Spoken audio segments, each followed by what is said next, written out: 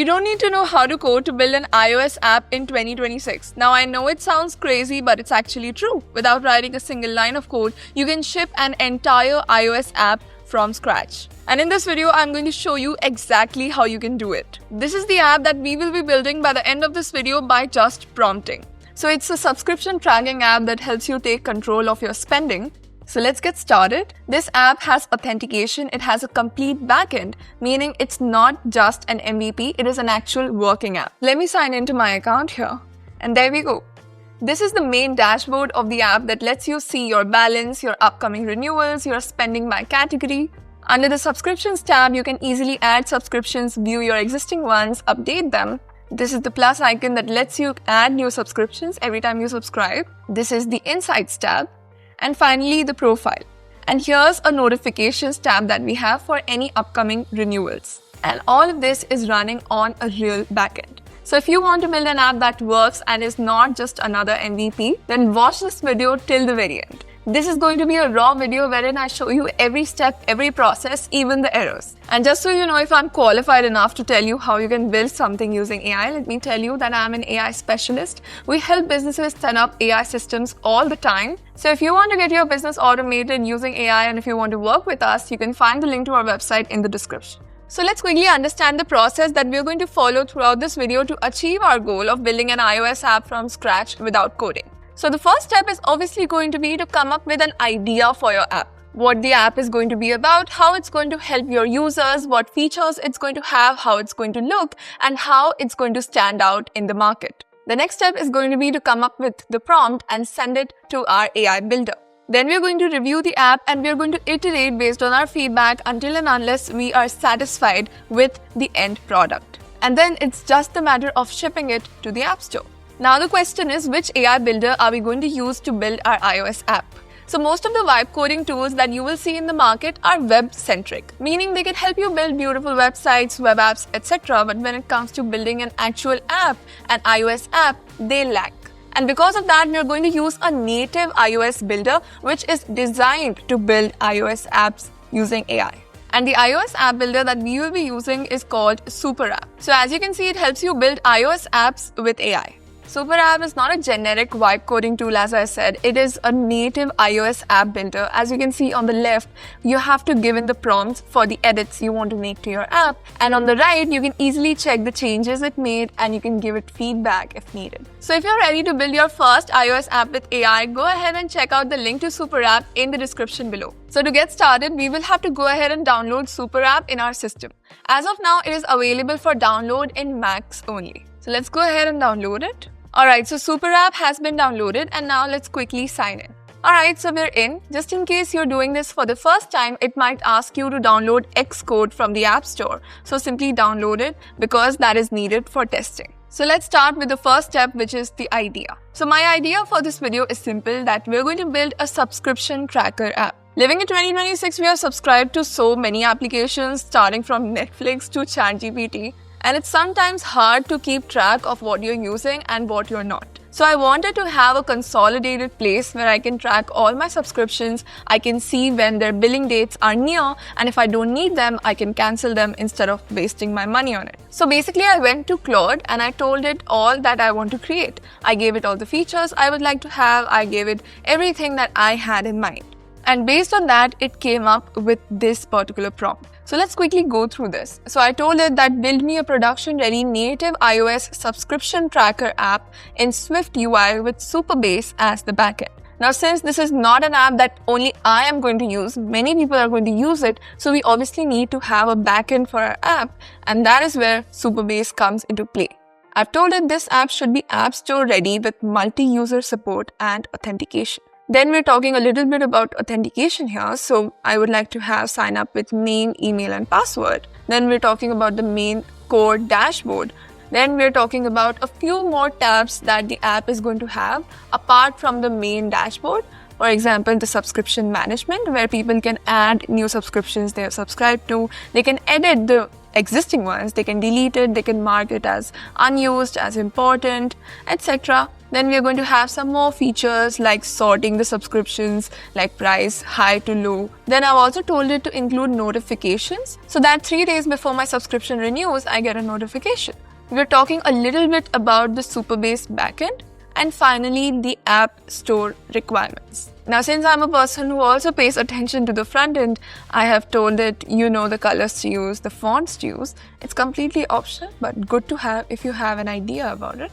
And finally, the last tab of the app, and then we're talking about data privacy. Ending off by saying build this as a complete production-ready Swift UI project with Supabase integration. Every screen should be fully designed and functional.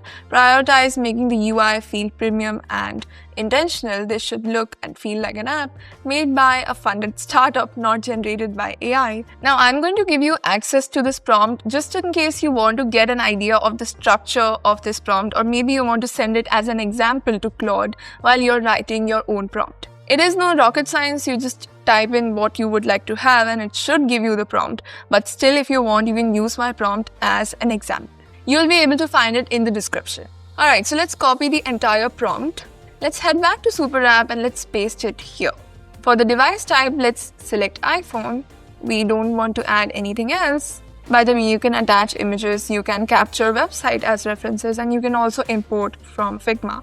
And you can also give a voice input, but we are all good, so let's click on Start Building. Alright, so it has started working. So let's wait for the first prototype. Alright, so it's saying that the app is running now, and here's what I've built so far. So what's live now? We have the dashboard, we have the navigation and structure, we have the design system, and then it's also asking which would you like me to build next. And then it's giving certain options, meaning these features are still remaining, but we have the first prototype to check and review. So as soon as it completes the build, it automatically opens Xcode where you can see your app in real time. So this is the app that it has come up with. This is the main dashboard basically. Right now, all the data is dummy. We are basically looking at the design and the basic functionalities. So here is a monthly total, here's an yearly total. Here we're grading them by the name, which is good. We have a small notifications icon. It doesn't work right now, but we have it in there. Then here we can see that 9 of the subscriptions are active, 22% were a waste, 4 are renewing soon. Then we can check the spending by category, so AI tools, entertainment, etc. And then a list of the upcoming renewals. Here's a small graph as well. Then this is the subscriptions tab where we will be able to add subscriptions and, check out all the different subscriptions we have. Oh, actually it has a separate button for adding. So maybe in the subscriptions tab, we will be able to check our different subscriptions and then add them using the add subscription button. Then here we have the insights where we will, see more graphs, pie charts, etc. And here would be the final profile. So I think for a first prototype, we are doing good. So here's the plan. We will first go ahead and fix the front end a little bit, and then we will go tab by tab and make sure everything is working fine. So the best way to improve the front end is to give it an example of a design you like, and based on that, it can improve your app. So here I am on Dribble, which basically gives you inspirational designs and illustrations. And here let's see if we like a particular design. So I think I like this particular UI. Now it's not that we're going to copy it as is, but we're going to take inspiration from, let's say, the font, the layout, etc. So in that case, we're going to copy this image. We're going to paste it in Superapp, and I'm going to ask it to take inspiration from the given UI example and improve the entire apps. Oh, I was trying to type apps UI, but then I hit enter. So anyways, I have told it that take inspiration from the given UI example and improve the entire app. Alright, so it has already identified the changes that it has to make, and now it's implementing those. Alright, so this is the UI it has come up with based on the screenshot we gave it. So if you pay attention to the layouts, the borders, the designs, it kind of matches the UI example that we gave it. And I think it's looking pretty good as compared to what it was before. Okay, so moving forward, I think we should first set up our backend, which is using Supabase, and then we can go on to these features one by one. So I'm just going to click on this button right here, and now it should work on the Supabase backend integration. And while it's doing that, let's also create an account with Supabase so that we can give it the API keys or the token as and when needed. So as you can see, it can help you set up a Postgres database, it can help you set up authentication, storage, etc. So you can go ahead and create a free account on Supabase to get started. Coming back to Superapp, it is asking to sign in with your Supabase account. So let's click on sign in. And here we simply have to authorize it. Then it's asking to choose a project. So going back to Supabase, let's create a new one. Let's give it a name, let's select a password, and let's create a new project here. Now, since we just now created the project, it's not showing it here. So I'll just ask it to use the subscription tracker app project inside Supabase. And let's send that. Alright, so I got this error. Let me just click on let Superapp fix it. Alright, so it's saying everything is working perfectly. So here is the app. Now we can for sure work on the UI of this. For now, let's just try to create an account here. Alright, so I've filled in my basic details. Let's click on create. And we have an error. So now the best way to fix this error is to take a screenshot of the app and then attach it and ask it to fix the error. Alright, so let's try again after it has fixed it. But I'm getting the same error. So I think there is a problem with my Supabase connection right here. So let me ask it, how can I connect Supabase again? It seems Supabase is still connected. Maybe the error we're getting is another error, and 2 new screens were also built during this fixing session, which is nice. So let me try again. Okay, so this time at least we have a separate error. So let's take a screenshot, and in plain English, let's ask it to fix this error because I'm not able to sign in. And let's see. But the issue still persists, so I'm telling it that I'm still getting the 429 error, which is email limit exceeded. The authentication part and the Supabase backend part is the one that's going to take the most time. So let me send this over. And another thing I'm going to do is I'm going to switch to the Genius mode. It uses more credits, but now we need it because we want to get this error fixed. So let's send it. Okay, so the Genius mode worked. So now it's saying that the account is directly in the database and you can sign in without needing to click any email confirmation button. So let me go to sign in and let's try signing in. And that worked. And the reason why we're not seeing anything on the dashboard is because we haven't added any subscription till now. So let's go ahead and add a new subscription. So let me call it ChatGPT Plus. The price is 20. It's monthly. And let's say that the next renewal is on the 10th of March. It's an AI tool. It is important. And let's add it. Okay, so now the dashboard is showing one tool, which is monthly at 20, yearly 240, 0% waste score. And in the subscriptions tab, we can clearly see our tool. So if we go to entertainment, there are no subscriptions, but if we go to AI tools, we have this subscription. So the filter is also working. The Insights tab hasn't been built out properly, and even the Profile tab hasn't been built out. So we can still work on that. So now let's give it some feedback. So let me first tell it I was able to sign in, and then let me ask it to remove email confirmation for future sign-ins, or actually sign-ups. Let me also ask it to redesign the first tab of the app. I don't think we have it as of now. So I've told it add the first tab, or let's say the first screen that appears when someone downloads the app. The reference for the same is attached. Let me also ask it to fix the authentication screen and make its front end consistent with the rest of the app. Also, the logo for the app is attached. And lastly, work on the remaining features, notifications, insights, profile management, etc. So we have given it a couple of tasks. So let's send it and then we will review it again and maybe do a few more iterations until and unless we're satisfied. Alright, so this is what we got. Let's click on next. Okay, get started. Alright, it still didn't use the logo we gave it, but that's okay. Let's sign in. Okay, we're back. The Insights tab seems to be working. And here's the profile section, which is nice. Here it's also saying user action needed. So you have to go to the dashboard, authentication, then providers, then email and toggle off confirm email. So we go to authentication, then providers, then email. And by the way, it's asking us to disable email confirmation, but I think it's actually a good feature to have. We should not get rid of it. So let's ask it to implement the email confirmation feature. we need the users to confirm their email when they first create an account. Let's also tell it that the app logo hasn't been added to the app's Every time I type, I somehow press enter and it just sends it through. Anyways, so implement the email confirmation feature. We need the users to confirm their email when they first create an account. The app logo hasn't been added to the app.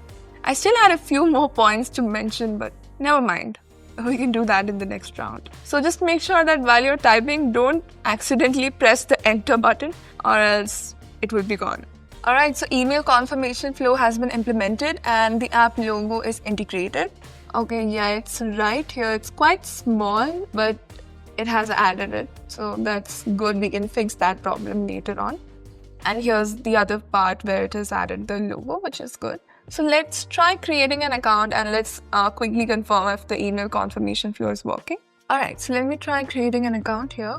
And I think I'm getting the same issue. So let's ask Claude, why am I constantly getting this error? I'm just trying to show you the entire process like completely raw so that even when you're doing it, you can follow the same steps in case you're getting any errors. So you've hit the email sending rate limit. So go to your Supabase dashboard authentication and then rate limits and increase it. So here's authentication and here's rate limits. Okay, custom SMTP provider is required to update this. So we basically have to connect a separate email which is going to send these confirmation emails right here by adding all of these details, and then the limit can be increased instead of 2 emails per hour. So I wouldn't overcomplicate the tutorial here and I wouldn't go into showing these steps. Maybe you can ask Claude to help you do this step by step in case you need this particular feature. But for now, we're just going to skip this. And by the way, since Superapp is a native iOS builder, it is also telling us how we can set our app logo. Alright, so I've asked it to do a couple of changes. Firstly, remove the email confirmation flow for now because we don't want to go into the SMTP settings. And then I'm telling it if you want me to do something inside Supabase, just let me know. Then make the create an account process smooth, like without any errors. Inside the app, fix the spending trend graph because right now, if you look, it's basically making up data which we haven't added. So fix that and also fix any inside tab graphs which are making up data, right? We don't want to make up data. And implement the notifications feature, make sure all the view all buttons are working. And for the front screen, which is before the authentication, use a better visual like the one attached. And I basically attached this particular visual. So let's send this. Alright, so changes applied. Now it's asking if it can send me notifications. So let's allow that one. So this is the main page. Now I did ask it to redesign this part. I guess it tried, but I think it still looks the same. But it's still not that bad, right? I mean, if you have a particular design you would like to have here, maybe you can ask Gemini to generate an image for you, a graphic for you, then you can always attach it here and ask it to update that. So let's see here. Oh, I think it added it to the authentication one. I think I was not clear here. Actually, I should have asked it explicitly to add it in the first screen, which is the one you see as soon as you open the app. So we can fix that, that's fine. Then it's asking me to go to Supabase and then email and toggle the confirm email to off. Okay, so first go to authentication, then providers, then email, and then turn it off. Alright, so that is done. The visual needs to be added to the first screen, so we can fix that. That's not an issue. Let's quickly try creating a new account here. And it's showing this error. Let's quickly take a screenshot of this and let's add it here. Okay. In the meantime, we will just sign in with our actual account quickly so that we can see if anything else needs to be changed. And now it's also not letting me sign in. Okay, let's take a screenshot of that as well. And let's tell it, it's neither letting me create an account nor sign in with my existing one. I have disabled the email confirmation in Supabase. Also, let me ask it to move the floating subscription card from auth screen to the get started screen. I think it will understand it that way. Remove it from the auth one. The visual looks good. Instead of $0, put $80 and 4 active subscriptions. I think I changed to the wrong setting. I should still enable the email provider. That should be there. Okay, I got it. So I should have kept this on and I should have turned this one off, but I turned both of them off. So that was my fault. Now let me try. Okay, good. Clearly my fault. And yeah, the spending trend has been fixed. Now it's not showing any fake data like it was before. Here are the subscriptions. Here's the Insights tab. You can add more analytics here if you want. And then here's the profile. Okay. Now the notification one doesn't work. So fix the notification icon. Let me also tell it I wasn't able to see the get started screen. Please start with that one. Alright, so let's see. Let's allow this one. And yes, that tab has been added and now it looks good to me. So take control of spending, get notified before charges hit, cancel what you don't use and keep only what matters. And now we can click on get started. One last time, let's try creating an account and let's see if that works. This has been tricking us the whole time. Create account. Email not confirmed. Please disable email confirmation in Supabase dashboard. We did. So let me take a screenshot of this. Let me put it here. Let me tell it I have disabled the email confirmation. Still, I'm not able to create an account. I think we are very, very near to getting the final app. These are a few things we have to fix, like creating an account and those small buttons here and there, and then we should be good. Alright, let's try now maybe. So, get started, create an account. Fingers crossed. And it's not working. Let's take a screenshot of this. And now let's switch back to the Genius mode. Please fix this issue. I'm not able to create a new account. Alright, another try. Create account. Oh, incorrect email or password. I think I should try another password. So minimum 6 characters, right? So 4, 5, 6, 7, 8, 9. Okay, so at least we got through that error that we were stuck on for so long. So the Genius mode really works. So it's just better to switch to that model if you feel that the smart mode is not able to solve your problem like in 1 or 2 cycles. Unlike me. Let me ask it to fix this error now. Okay, so I think it was because my emails were already stored in the database during all of our testing. So let me try again. Create account. And it worked! Finally, we were able to solve this issue that we have been chasing since the start of this. So that was nice. Let's try adding subscriptions here. So let's do Netflix. Let's do 10. I don't care. Let's do monthly. Next renewal. Category entertainment. It's not important and it's also not unused. So let's add that. Alright. Okay. And by the way, let's also check this notifications tab. Okay. Nice. And here is the subscription, all good. This is the insights, cool. Let's add another one. Let's call it Superapp. So let's set the price, it's monthly, next due 31st, productivity, or let's go with AI tools. It's an AI tool, mark as important, add, okay, 2 active subscriptions. Now let's say I go to Netflix and I just mark it as unused and I update it. And let's go back to the dashboard. So the waste score is now 50% because out of the 2 active subscriptions, I have marked 1 as unused. Okay. And here it's saying time to trim the fat, which is a bit funny. Okay, let's add 1 more and then we will try deleting also. Let's do Spotify. Let's say I subscribed to the yearly plan and it renews this March itself. And let's take it for entertainment. We have other categories. I think I can select music for this one. And let me just type it's an annual plan. I bought because it was at discount. Let's add that. Alright. So see the numbers have updated themselves. Oh, I think I should have added a higher number because it's an annual subscription. Okay. So let's edit that. So yearly, let's say 120. Update. Okay. Yeah. Now it looks good. Let's check the notification. Okay. Good. Also, let's check this particular feature. So let's sort it by renewal. And yes, it was sorted. And let's sort it this way. Yep, that works. Here, let's check yearly. Cool. And this is the profile. Let's sign out. And these are working as well. Let's sign in. There we go, we got in. Let's also try clicking on view all.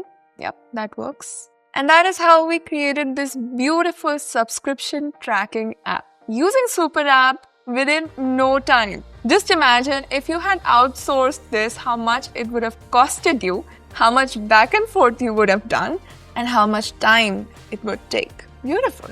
Moving forward, you can also connect your database, your Supabase database, so that it stores app data. And here is the publish button, which is going to help you take it to the App Store. So here all you have to do is sign in with your Apple ID to connect to App Store Connect and enable automated publishing. So that is how you can not only build an iOS app using AI, but you can also auto-publish it easily. Keep this as a tip. For the normal tasks of building small things, use the smart mode, but every time you want to come out of the error loophole, just use the genius mode. They also have a chat mode, which is going to basically be cheaper than the building mode. So in case you want to ask it questions, you want to discuss something, you want to plan something, then you can turn on the chat mode and do that. And that is how we have built an iOS app using AI. If you want to go ahead and build an app yourself using Superapp, you will find the link to Superapp in the description below. Don't forget to use that link. You will find the prompt that I used in the very beginning in the description if you want to use it as an example. You'll find the link to our website in the description if you're interested in working with us and getting your business automated with AI. If you're looking for consultation, you can check out the link to my calendar in the description. Don't forget to follow me on LinkedIn as well as X for some more exclusive content. And don't forget to subscribe to the channel and please like the video so that the other people know that yes, this video is filled with value.